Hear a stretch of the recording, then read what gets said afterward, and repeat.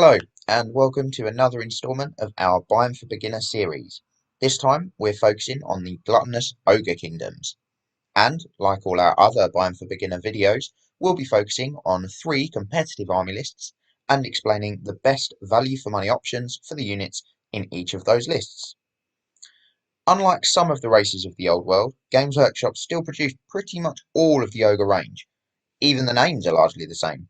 And the majority of the Ogre special characters are still sold by Games Workshop, although they have been renamed to a generic title. So Scrag the Slaughterer, for instance, is now listed as simply a Slaughtermaster.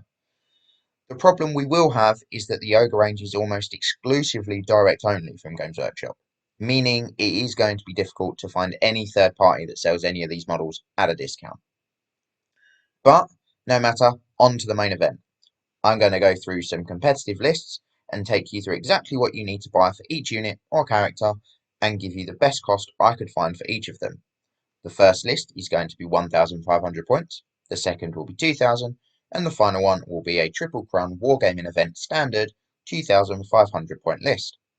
In each one, I'll try to keep as many of the units and characters the same, so you can slowly build up your Ogre Kingdoms force and not end up with units sitting in a case gathering dust by the end of it. Although I think all of us are guilty of having those units we used to use and no longer do. The 1,500 point list I've got with me today consists of a level 4 Slaughtermaster on the lore of the Great Moor with a great weapon, Hellheart, and the Talisman of Endurance. Moving on to heroes, and I've got a Bruiser Battle Standard Bearer with heavy armour, an Ironfist, Dragonhelm, Sword of Striking, and a Potion of Strength. For core, I've got a single unit of 8 Ironguts with full command and the standard of Discipline. The first unit I have in special is a unit of 4 Mournfang Cavalry with full command, heavy armour, Ironfists, and the Dragonhide banner. And the second unit in special is a single Sabretusk. Finally, for this list, I have an Ironblaster in rare. You will notice a theme in all 3 of today's lists, and that is a real lack of models.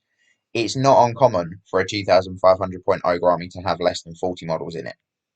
But back to this list. So what are your best value options? Well, first of all, we'll start with the characters. And as I said a moment ago, Games Workshop do still produce pretty much the entire Warhammer Fantasy range for the Ogres, which means you'll have no problem finding the right characters. For the Slaughtermaster, I would go with this Butcher model. Although not described as a Slaughtermaster, this model used to be sold as both Butcher and Slaughtermaster, and with his rather large hammer makes a perfect great weapon wielding wizard. He's £25 direct from GW, and being direct only, I wasn't able to find him from any third parties for any cheaper. On to the Bruiser BSB, and Games Workshop never actually made a BSB model for the Ogres, which means you'll need to convert one. There are a couple of options for this guy, the first being what used to be the Brag the Gutsman model, which is now sold as a man-eater with a large scythe-like weapon. By removing the scythe blade and replacing it with a banner from one of the core or special kits that we'll come on to later, you get a really simple BSB conversion. This is actually how I made my Ogre BSB back when I started collecting them, as there really wasn't any other option back then. The Man-Eater model is another direct only from GW, but is available from them for £25. The next option is to use the latest addition to the Ogre range, and that's the Ogre Mawtribe's Tyrant. The long spear makes a great base for a banner being held aloft, again using one of the spares from the kits we'll use later. Being an Age of Sigmar release, this guy is one of the few models which isn't direct only from GW, which means you'll be able to find him from a third party at a discount. He is £20 from Games Workshop direct, but he is also available from Boards and Source Hobbies for £18, giving you a little 10% saving. It may not seem like much, but with as much of the range being direct only as there is, any saving is a big win. The second option here is definitely the one I would go with. The detail on this model is really nice, and having the banner being held up high will make him considerably easier to rank up, an issue I have with my Brag conversion every time I use him in a game. On to the core now, and we have a unit of 8 Ironguts. Again, these are still sold by Games Workshop at £25 for a box of 4. So you'll need 2 boxes, bringing the total to £50. Unfortunately, these are another box which is direct only from Games Workshop, so you're unlikely to find them discounted anywhere. As you're only building 1 unit of these, you will have a spare banner from the second kit to use on the BSB conversion, whichever way you decide to go with it. So, let's move on to the special then, and the first unit here is the Mournfang Cavalry. There are 4 in the list, and helpfully come in a box of 4 for £40. As these used to be sold in boxes of 2, you do actually get 2 banners in this one box, so this gives you the option for a slightly different banner for your BSB if you didn't want to use the one from the second box of Ironguts. Because of how the banners would need to be connected, I would use the Ironguts banner if I went with the Tyrant as the base, and the Mournfang banner if I went with Bragg as the base. Back to the Mournfang though, and we're back to being direct only. However, these do feature in the Ogre Tribe Start Collecting box, which has the 4 Mournfang you need, plus a monster, which can either be built as a Stonehorn or a Thundertusk, and that's £55. Now, being a Start Collecting box, it isn't direct only, meaning you can find it for even cheaper. Although this list doesn't require a Stonehorn or a Thundertusk, and spoilers, neither do either of the other 2 lists we're going to go through today, you may decide it's worth spending the extra few pounds to get one of these monsters and save yourself the money in the future if you do ever decide to add one to your lists. For now though, I'm going to assume we don't get the Start Collecting box and just go for the single box of Mournfang. The next unit in our first list is the single Sabretusk. Now these are sold by Games Workshop as Frost Sabres, and they come in a pack of 2 for £12. With them being another direct only, you're unlikely to find them discounted from anywhere. The final unit in this first list is the Ironblaster. This is a dual kit with the scrap launcher, and it comes in at £22.50, direct again from Games Workshop. So again, unlikely to find it discounted, unfortunately. But that wraps up the first list, and we're up to a total of £167.50 if you go with the Tyrant for your BSB from Boards and Swords. That doesn't give you many options for changing up this list, just a single additional Sabretusk.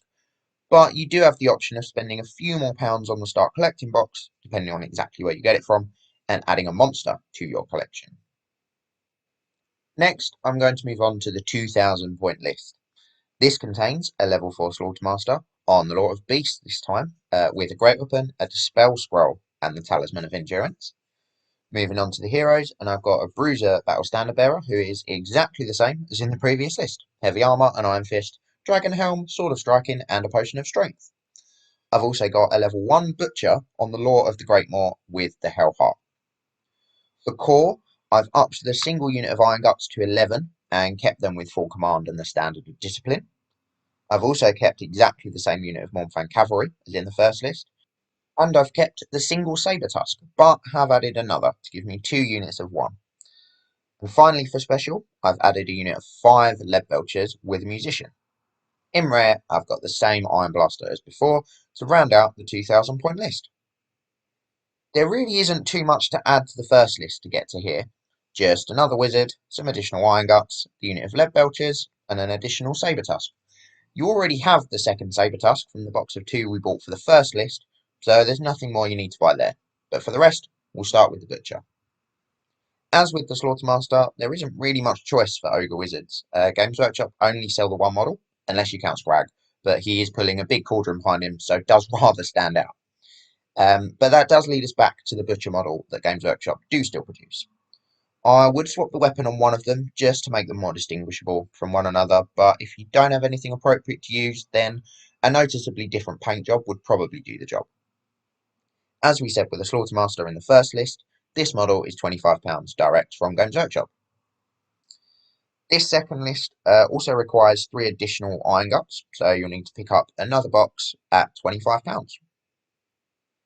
The next addition for this list is the unit of 5 Lead Belchers. Like the Ironguts, these come in boxes of 4, so you will have to buy 2 boxes unfortunately, but that does mean you'll have some spare for the option to change the list up slightly in the future. These are the same price as the Ironguts as well, at £25 a box, making £50 for the unit. Those are the only extras you'll need to purchase for this list, as I've already said, you already have that additional Sabretusk from the box of 2 Frost Sabres you bought for the first list, and that brings the total spend for the 2,000 point list to £267.50. You do have more option with what's left over from the boxes you've bought for this list than the first. You have a single spare Irongut and 3 spare Lead Belchers, so you could change things up slightly without having to make any additional purchases. Another option you have, if you wanted to reduce the cost of this list to £242.50, is to swap one Lead Belcher for an Irongut. That means you could only buy a single box of Lead Belchers and save yourself £25, although Having the extra now means you'll save yourself money on the final list. Speaking of the final list, today's 2,500 points is made up of a level 4 Slaughtermaster on the Lore of Beasts with an Ironfist, Dispel Scroll and the Talisman of Endurance. On to the heroes, and I've got a Bruiser Battle Standard Bearer, this time with Heavy Armour, Ironfist and the Rune Maw. I've also got a level 2 Butcher on the Lore of the Great Maw with the Hellheart. For core, I've got the same unit of 11 Ironguts with full command and the standard of discipline, and I've also got a unit of 9 Ogre Balls with full command and Ironfists. Yet again, I've kept exactly the same unit of Mournfang Cavalry as in the previous 2 lists, and yet again I've added another single Sabretusk to give me 3 units of 1. To round out this list's special, I have 2 units of 4 Lead Belchers with no upgrades, and in rare I have that same Ironblaster as before, to round out today's final list. Just like with the 2,000 point list over the 1,500 point list, there isn't actually a lot to add in to make this 2,500 points. We just need a unit of balls and 1 more Sabretusk. So, the balls first. These come in boxes of 6 for £30 direct from Games Workshop, but are not direct only. Having a look around online, I managed to find these for £23.86 a box, bringing the total for the unit to £47.72, and giving you 3 spare. The final addition to this list is that single Sabretusk. If you are going through this in stages and have already bought the first box of 2 for the first 2 lists, then I'd suggest picking up another box for £12 and giving yourself 1 spare. However, if you know you're going to build up a larger collection of ogres and you're going straight for the 2,500 point list, then I'd suggest picking up a single box of 5 Fenrisian Wolves from Games Workshop's Space Wolf range. These are £22.50 for a box of 5, so we'll save you £2.50 for the 3 you need and give you 2 spare instead of 1. Obviously the models are different, but they work really well as Sabretusks, and they're what I use myself. And thanks to them not being direct only, you can pick up a box for £18 from Boards and Swords Hobbies. That's all you'd need to make the 2,000 point list I went through earlier into this 2,500 point list. So what would all that come to? Well, assuming you've gone for the Fenrisian Wolves from Boards and Swords, then your final total would be £333.22. You would have some room for change, as you'd have 1 spare Irongut, 3 spare balls, and 2 spare Sabretusks. A small note of caution is bases. You will need to source these separately, as a lot of the models are supplied with incorrect base sizes or shapes for Warhammer Fantasy. I've found the best Games Workshop equivalent bases are from Tiny Worlds Wargaming. They all come with a slot on the underside of the base to make magnetising them really simple, and they also sell magnets and movement trays, so you can get everything you need in one place. At $3.99 for 5 40mm square bases, or $14.99 for 25 40mm square bases, they're really good value for money, and to base all the models you'd need for these 3 armies would cost you just £23.94.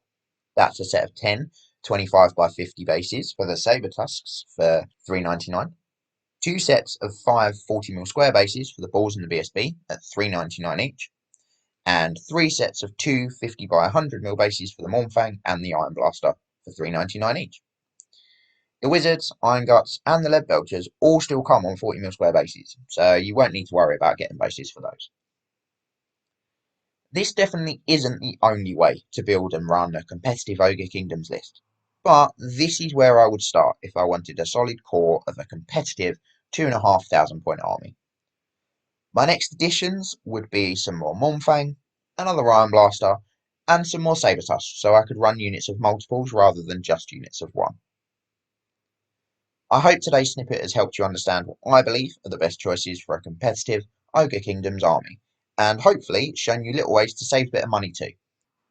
If you've got any suggestions you think we missed, or if you want to know what we would use for certain units that are no longer available from Games Workshop, head over to any of our socials at Facebook, Instagram and Twitter, or email us directly, all of the links for which are below, and we'll do our best to help you out. Join us next time for another instalment in our Buying for Beginner series, where we'll look at one of the other armies of the Warhammer world, or head back to the Night of the Realm mustering ground, where you can find links to all of our other exclusive content. Remember to tag your friends and like, subscribe and share. Then head over to triplecrownwargaming.com and become a Knight of the Realm today. What are you doing, mate? Are you alright? Do it for Warhammer!